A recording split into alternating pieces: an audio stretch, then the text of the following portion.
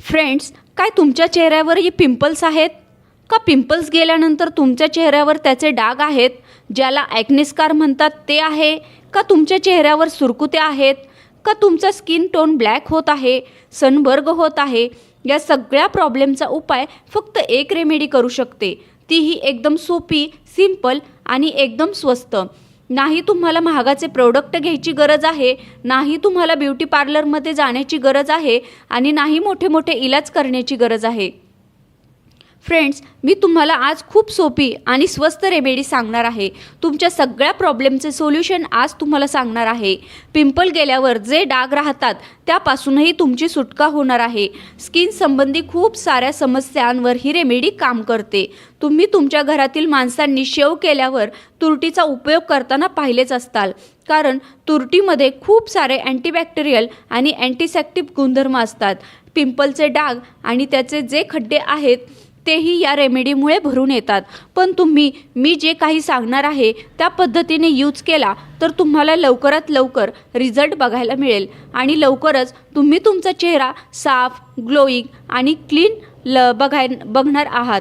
त्यासाठी लागणार आहे आपल्याला तुरटी आणि रोज वॉटर, जे तुमच्या घरात तुम्हाला सहज उपलब्ध होईल. पण एक गोष्ट लक्षात ठेवा, तुम्हाला तुरटी पांढऱ्या रंगाची घ्यायची आहे, लाल रंगाची नको. तुरटीची बारीक पावडर करायची आहे, एकदम फाईन पावडर करायची आहे. ही पावडर तुमच्या खूप फायद्याची आहे. ही पावडर तुमच्या पूर्ण बॉडीवर, केसांसाठी आणि ओव्हरऑल बॉडीला उपयोगी आहे. मी तुम्हाला सांगणार आहे की ती तुम्ही कशी यूज करायची आहे ते.